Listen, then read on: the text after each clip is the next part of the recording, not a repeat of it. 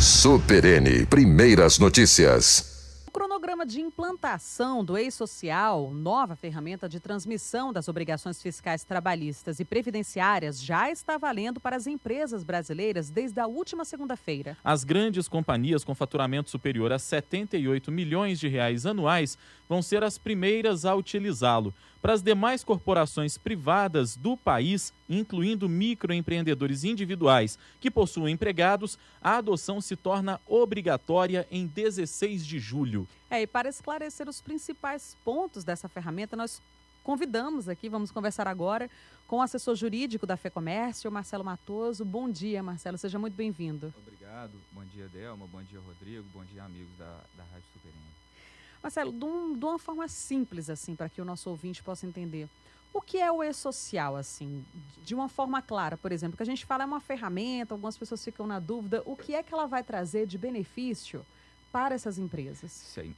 O eSocial, ele é um sistema eletrônico de acumulação de dados. Todas as informações escriturárias que as empresas prestam hoje através de vários sistemas, eles estão condensados em um único sistema de transmissão de dados via internet. Este é o eSocial. Ele está abrangindo ali informações da Receita Federal, do INSS, da Previdência Social, do Ministério do Trabalho, né? São informações gerais do trabalhador e da empresa que estão sendo condensadas em um único sistema, evitando aquela ida e vinda de informações, várias prestações, às vezes informações redundantes que as empresas tinham que prestar. É uma maneira na prática de desburocratizar um pouco a vida do cidadão e até a vida do governo, a vida do empresário e a vida do governo também, né? Sim, fica mais fácil para o governo fazer a gestão de todo o sistema, para ele saber se as informações estão vindo da forma correta, né, como ela evita essas informações sejam repetidas, né? Então também não corre o risco do empresário se equivocar e mandar informações equivocadas em dois sistemas separados, né, informações diferentes, né? E ele traz ali uma segurança para o empresário, para o governo, também para o trabalhador, que cada trabalhador pode ter acesso às suas informações. Que erros simples, por exemplo, o eSocial ele vai evitar, Marcelo? Porque às vezes quando a gente vê em caso de demissão ou mesmo caso de admissão, ou o funcionário ele vai ter que de repente se ausentar por uma questão de saúde e tal, esses dados que vão constar no eSocial, ele vai ajudar, por exemplo, para que esses processos eles sejam mais ágeis, é isso? Sim, a ideia é que ele ajude para que o sistema fique todo mais ágil, para que as informações cheguem mais rápido aos órgãos e os órgãos tenham também a condição de responder mais rápido para a sociedade. E uma informação que pode ser um erro, né, pode ser, por exemplo, ali o simples cadastro da pessoa. É uma informação importante que o nome esteja correto, que os dados estejam corretos. E se, por exemplo, uma pessoa trocar o nome, que é um caso muito comum quando se casa, né, se você alterou o sobrenome e você não comunicou, isso pode gerar um erro para o sistema. Pode travar um processo. Exatamente. Então, todas as informações que a empresa tiver, ela precisa colocar essas informações alimentando o sistema. E aí tem alguns prazos, né, algumas informações que são mais relevantes, como, por exemplo, acidente de trabalho, que tem que ser feito de uma forma imediata no sistema. Algumas informações que são feitas com prazo maior e informações que são feitas de maneira pontual, que são feitas mensalmente, como, por exemplo, a folha de pagamento. Nesse caso, então, essa comunicação empresa e empregado também precisa estar muito bem afinada para que não haja essa distorção aí que você levantava agora há pouco, sim, né? É importante que as empresas comuniquem isso para os seus empregados, para os seus funcionários, seus colaboradores, e que os funcionários também tenham ciência que eles precisam prestar essas informações da maneira e na agilidade que elas acontecerem. Marcelo, e todas as empresas vão ser contempladas com esse sistema ou tem algum critério para isso? Tem um critério de separação de datas, né? O eSocial ele vai entrar em vigor para as empresas de pequeno porte, para as micro e pequenas empresas, microempresário individual, a partir de julho. Para as demais empresas, que são as empresas com faturamento abaixo dos 78 milhões, né? Já que isso a partir de julho, já que nesse momento, a partir de 8 de janeiro, como você disse no começo, Delma, já está valendo para as empresas com faturamento acima de 78 milhões.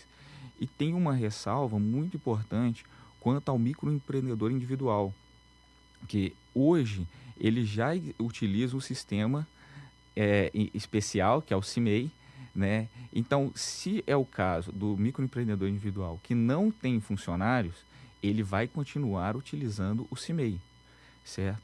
E se ele eventualmente contratar alguém ou se ele já contrata, né, ele usa o CIMEI e também usará o e-social. Ele vai usar as duas ferramentas. Agora, uma questão que me faz ter uma certa preocupação é a seguinte: nas capitais, nas grandes cidades, hoje todo mundo tem um acesso muito amplo aos mecanismos digitais, à internet, enfim.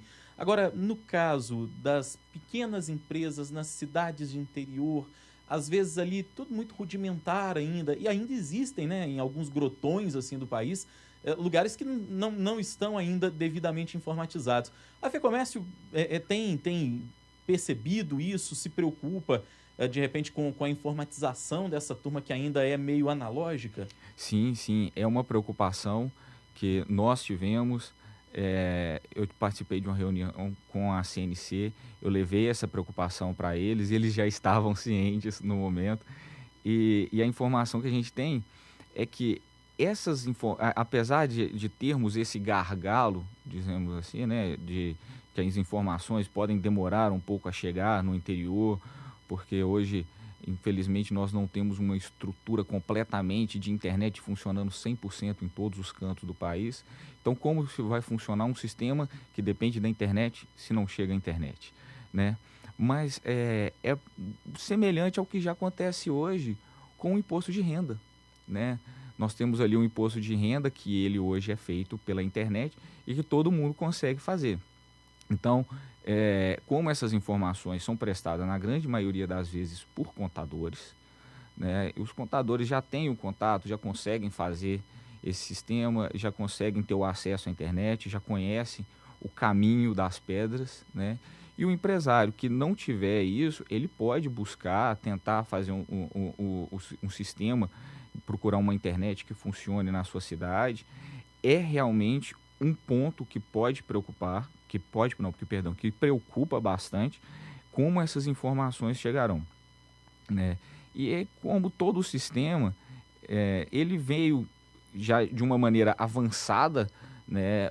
Por exemplo, eu dei o exemplo aqui do imposto de renda. Quando o imposto de renda começou aqui no Brasil, o pessoal vai lembrar aqui, o pessoal que é um pouco mais antigo vai conseguir lembrar dos formulários em papel, o pessoal comprava nas papelarias, nas bancas de jornal e tudo mais. Foi todo um processo de transição, né, Sim, Marcelo? e ele começou ali transmitindo via disquete, que hoje...